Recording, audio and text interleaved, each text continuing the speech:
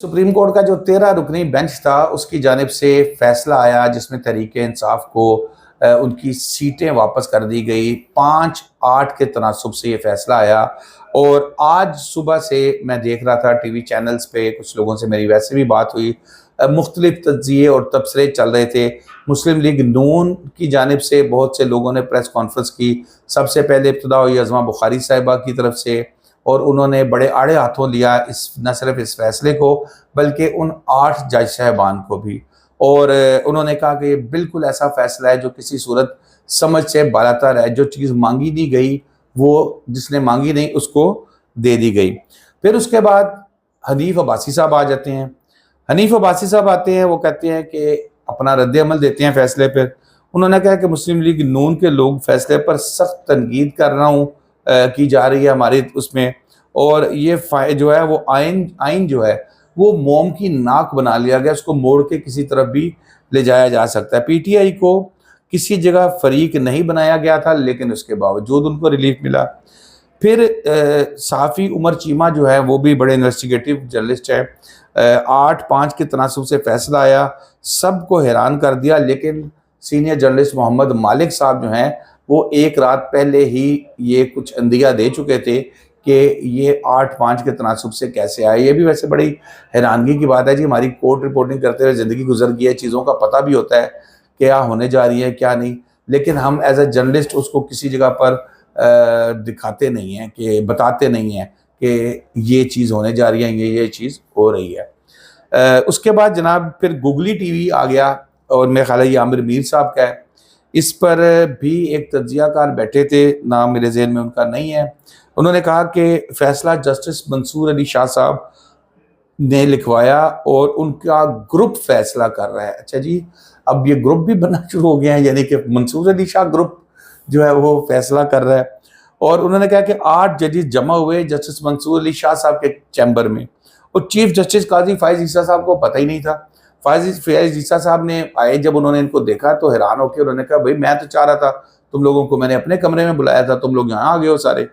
तो फिर उसके बाद वो गूगली टीवी वाले कहते हैं कि दरख्वास्त सुन्नी इत्तेहाद का फैसला की थी और फैसला पीटीआई के हक में आ गया। अली ज़फ़र को, ये तो मेरी अली ज़फ़र साहब से खुद भी डिस्कशन हुई थी, वो भी खुद भी इस चीज़ पर इतना यकीन नहीं था उनको कि उनको इतना रिलीफ मिलेगा, लेकिन मिल गया।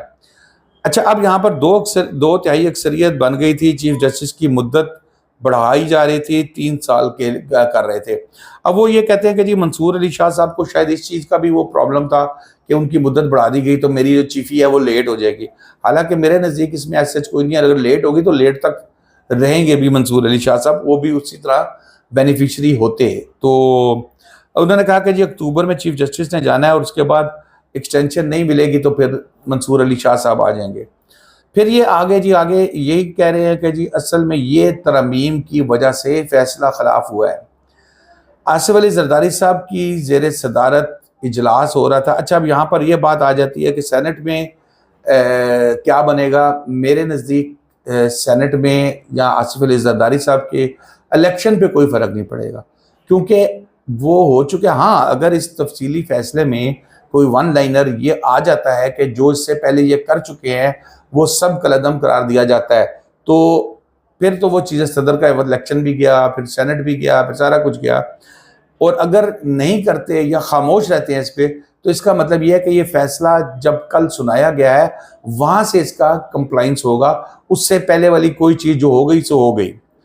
अच्छा जी, अब आगे आ जाए ख्वाजा आसिफ साहब भी आ गए। फिर बड़ी लंबी चौड़ी उन्होंने प्रेस कॉन्फ्रेंस की सियालकोट में। उन्होंने कहा जी हमारी अदलिया जो है वो 134वें नंबर पे है, फैसला दहलीज तक पहुंचाया गया, कल का फैसला सियासी था। उसके बाद वो कहते हैं कि जी कानून साजी पार्लियामेंट का हक है, आइन को दोबारा लिखा गया और हक सिर्फ पार्लियामेंट का है। फिर आगे आ जाएं जी। फिर वो एक और चीज़ मैं देख रहा था प्रोग्राम, तो उसमें ये भी पता लगा कि ये खबर कैसे पहुंची है वज़ीर आज़म साहब को। अच्छा, बाई चांस अब ये फैसला सुनाया गया है तो सदर ममलिकत, प्राइम मिनिस्टर साहब, आर्मी चीफ, सारे वफाकी वज़रा, ये जो आज़रबाईजान के प्रेसिडेंट आए थे उनके साथ एक ज़ोराने पे थे, और अता तारड़ साहब और आज़म नज़ीर तारड़ साहब बेचैनी से मोबाइल देख रहे थे, क्योंकि नॉर्मली इस तरह के इवेंट्स के अंदर मोबाइल अलाउ नहीं होते, लेकिन इनके पास थे। اور پھر اعظم نذیر تارڑ صاحب نے جا کے یہ خبر جیسے ہی فیصلہ آیا دی تو وہاں پر ذرا تھوڑی سی ماحول عجیب سا ہو گیا، اور یہ بات میں ہمارے جو مہمان ہیں انہوں نے بھی جو ہے وہ نوٹ کیا اور سنا ہے کہ D G I general Nadeem جو ہیں وہ بھی وہاں پر موجود تھے اور کچھ سینئر صحافیوں سے انہوں نے گپ شپ بھی کی۔ بہرحال خواجہ آصف کو بتایا گیا اعظم نذیر تارڑ صاحب کی طرف سے، وہاں آرمی چیف بھی موجود تھے، پھر آرمی چیف سے بھی پوچھا کی ہوا ہے، انہوں نے کہا جی یہ ہوا ہے کہ جی اچھا۔ اسحاق ڈار صاحب بھی اپنی نشست سے اٹھے اور وہ جا کے اعظم نذیر تارڑ صاحب کے پاس کھڑے ہو گئے کہ دسو مینو بھی، ان کو بھی پھر بتایا گیا۔ پھر مہمان صدر نے بھی میں نے آپ کو بتایا کہ اندازہ لگا لیا تھا۔ اچھا اب یہاں پر تھوڑی سی صورتحال میں آپ کو بتا دوں کہ ہوگا کیا، سیٹیں نون لیگ کے پاس تو نہیں رہیں گی، چلی گئی ہیں۔ اب پی ٹی آئی کو سیٹیں دے گا الیکشن کمیشن، کیا وہ صرف منوان فیصلہ کرتا ہے اس پہ یا بیچ میں کچھ اپنی بھی سائنس لڑاتا ہے، یہ بھی ابھی دیکھنا ہے۔ اور یہ اب تک کے لیے اتنا ہی دوستو، شاداب ریاض کو اجازت دیجیے، اللہ حافظ۔